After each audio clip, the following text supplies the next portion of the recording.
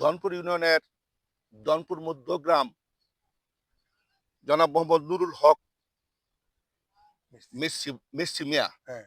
সাধারণত উনি মিষ্টি মিয়া নামে পরিচিত। হুম। ধনপুর বাজারে একটা মিষ্টির দোকান আছে। উনি আসলে বিভিন্ন কৃষিতে আসবে আমি ভাবি নাই। এবছর বেশ কিছু ভুট্টার আবাদ করছে, আরো কিছু চাষ করছে। আমি এবার বাদাম করার আগে আমার সাথে পরামর্শ করছে। তা আমি ভাবলাম যে সশরীরে উনার জমিটা দেখি উনার মনের মধ্যে একটা আগ্রহ জন্মে এই উদ্দেশ্যে আসা। আসসালামু আলাইকুম মিষ্টি ভাই। ওয়ালাইকুম সালাম। কেমন আছেন? ভালো। আচ্ছা, আপনি তো উ ই মিষ্টির দোকান নিয়ে ব্যস্ত থাকেন সবসময়। হঠাৎ করে আপনি কৃষির দিকে ঝুঁকলেন কেন? না হঠাৎ কইরা এটাই আমি অগ্রাণী ধান খুব আগুইল্লা করে লাইছি। আচ্ছা, কইরা আমি ভাবলাম যে এটার মধ্যে কৃষি করবো।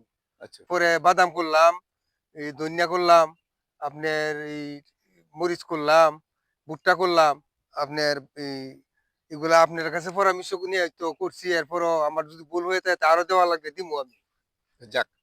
তবে আমি লক্ষ্য করলাম আসলে আপনাদের মধ্যগ্রামে তো কেউ আমন কাটার পরে কোনো চাষবাস করে না। না, হেরা কেউই করে না। অথচ আপনি একটা ব্যস্ত মানুষ। হ্যাঁ, এরপরেও চাষ করছেন। মনের মধ্যে একটা আগ্রহ হ্যাঁ। জন্মিল। তে আপনি এটার মাঝে বাদামের মাঝে কি সার দিছেন? এটা দিছি আপনার জিপ সার, আর লাল সার, আর টিপসি, হ্যাঁ, আর বুরন। বোরন। জি। আচ্ছা। তাহলে কিন্তু আপনার একটা জিনিস খুব গুরুত্বপূর্ণ বিষয় কিন্তু। হ্যাঁ। বাদাম আবাদ করতে গেলে বাদামে কিন্তু ডিএপি চলে না। আচ্ছা। বা সাদা সারের ছুড়াছুড়ি নাই। দিলে না। গাছ বেশি বড় হয়ে যাবে, ফলন হ্যাঁ, কম আসবে। হ্যাঁ। আমরা চাষীদেরকে বলি, আপনাদেরকেও বলছি, এটা কিন্তু জিপসাম লাগে, জিপসাম এবং বোরন হুম, এই ২ টা ফসলের হুম, জিনিসের উপর নির্ভর করে হুম। বাদামের ফলন। দেখবেন অনেক সময় দেখবেন যে বাদাম ক্ষেত ওই জায়গা ফটকা হয়ে জায়গা। ফট ফটকা করে, হয় না? হ্যাঁ, ফট করে জায়গা। যদি আপনি জিপসামটা আর বোরনটা ঠিক মতো দেন, হ্যাঁ, তাহলে দেখবেন যে আপনার বাদামটা তেলতেলা হবে, হুম। কালারটা সুন্দর হবে, ফটকা হবে না। আচ্ছা। মান ভালো হইব, বাজার মূল্য হ্যাঁ, বেশি পাইবেন। হ্যাঁ, আমার যেহেতু আপনি ১ম চাষী, হ্যাঁ। আর এখানে আর মানুষ করে না। না। আপনারা নিয়া হ্যাঁ, যদি আজকে আপনি ভালো করেন, হ্যাঁ। পার্শ্ববর্তী কৃষকগুলো দেখে যে আপনি ভালো করছেন, অনেক মানুষে আমার করবো। আমার বিশ্বাস অনেকগুলো মানুষে অনেক এই মানুষে করবো। আবাদের দিকে চলে আসবে। হ্যাঁ, হ্যাঁ। আপনি এটার মধ্যে আ আ বুরন কতটুকু দিছিলেন? ১ প্যাকেট দিছিলাম।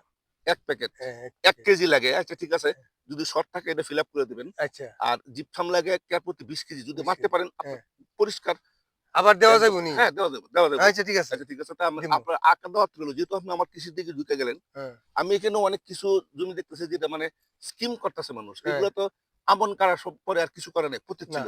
পতিত ছিল। অহন তো স্কিম করতেছে না আমার দিকে। আচ্ছা আর টানের টেক কিছু আরেকটা করে না। মজার বিষয় আছে। আচ্ছা। এটা হ্যাঁ? হচ্ছে আপনার আমন কাটার পরে এই পতিত ক্ষেত, পরা ক্ষেত, হ্যাঁ, হাল চাষ না কইরা হ্যাঁ। শ্বাস ছিটায় যদি আপনি সরিষা বুনে দিতেন ৪ থেকে ৫ পর্যন্ত সরিষা আসবে।